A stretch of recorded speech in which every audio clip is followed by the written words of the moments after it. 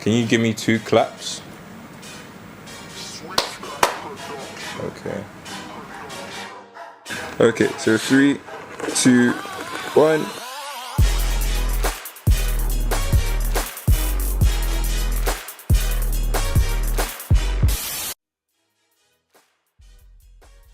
I'm an artist, a designer, and an explorer. I start by looking at other art similar to what I'm looking to create for basically to see what works. And from there, I gather reference. If I'm illustrating, then reference for poses and so on and so forth. And from there, I just freestyle everything. For my colors, I use Adobe Color. It's a really cool app with a color swatch thingy that lets you pick like a set of colors, 5 colors based on different color rules, triadic, tetradic, or so on and so forth. And yeah, that's how I basically run through my process. It's like those are the mainstays of it. Ultimately, my inspiration to create is me. I always try to make something that I would be proud of, that I would like to share, that I would be able to stand by. And that's my ultimate inspiration. But I've said this before that inspiration comes from a lot of different places.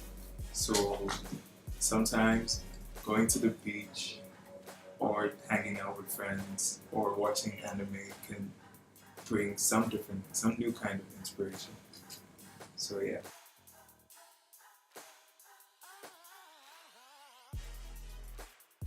Yeah, for the most part, I've always created based on how I feel and what I'm thinking about within that moment. But recently I realized a lot of the stuff I do looks like they all belong in the same universe. So I've been trying to unify all of my aesthetic, all of my characters and so on and so forth to make like a singular vision. Okay, nice. My biggest competition would be other artists that there's like 4 of them, artists that I look up to and admire, but I also see myself as kind of on a level with them, so I need to outdo them. And there's Fio, there's Vector by Kwesi, there's Alfred Champon, and Hansen Akati. Those 4 guys are like the main guys. Oh, and there's Neo Kyo. He's more of a photographer and a design guy than an illustrator, but he's really fire.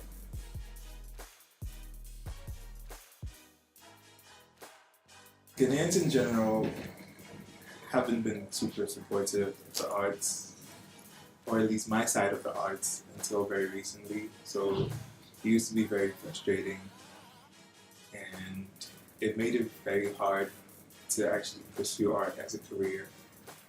But I have a few people around me who have really made it a great journey, who've made it really easy for me to do what I do.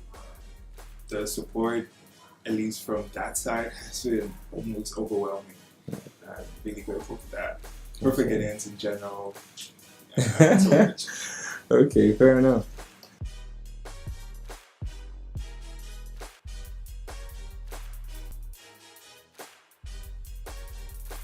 $1 million.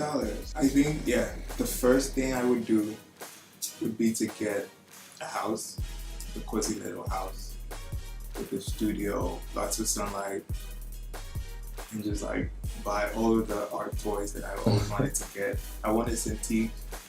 I want Microsoft's Studio, like the desktop version. The Surface? Yeah, Surface Studio. It's dope. I want that one. And a bunch of books, like a really huge collection of books that I've been trying to buy. I'm working on that right now, but like if I had $1 million, I could just get that all at once. Okay. And yeah, I actually don't know what I would do with all the money, but like that's a great place to start.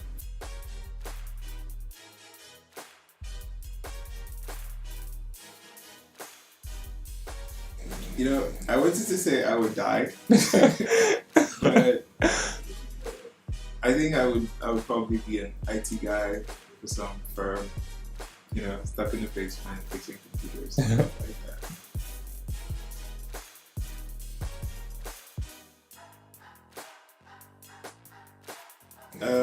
Yeah, I would love to collaborate with Mobius, John Giraud.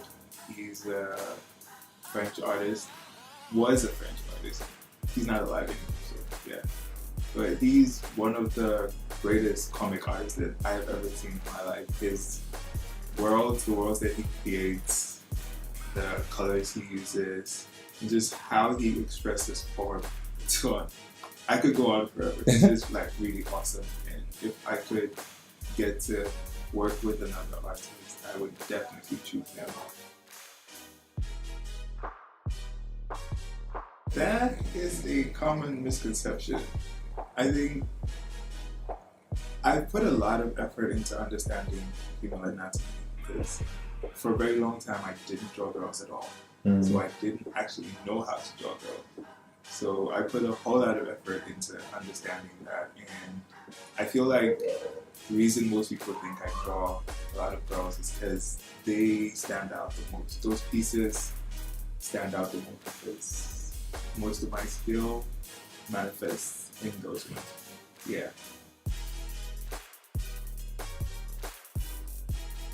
Not a lot, but for the most part, it's inclusion. The primary thing about my art that I think would contribute to social justice in any way would be the fact that people can look at it and see themselves in it. Black people can look at it and see themselves in it. Queer people can look at it and see themselves in my art. And that's the primary thing. Okay. Dope. It's done. Okay.